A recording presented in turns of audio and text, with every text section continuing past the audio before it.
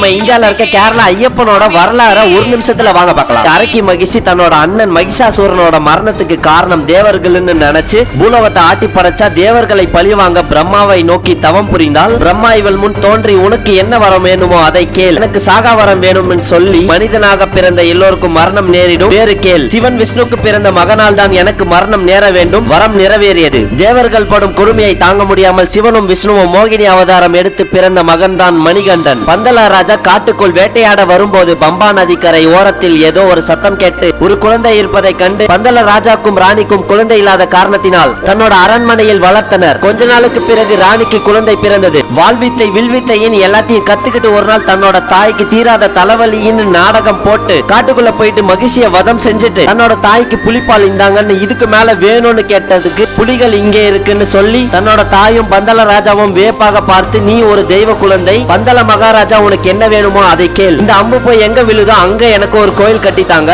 அதுதான் சபரிமலை, உங்கள் ஆசைப்படி அந்த ஆபரணங்களை அணிந்து தை 1ஆம் தேதி மகர ஜோதியாக அருள் பாலிப்பேன். இதுல யாருக்கு தெரியுன்றத கமெண்ட் பாக்ஸ்ல கமெண்ட் பண்ணிட்டு இந்த மாதிரி இன்ஃபர்மேஷன் நம்ம பேஜை ஃபாலோ பண்ணிக்கோ.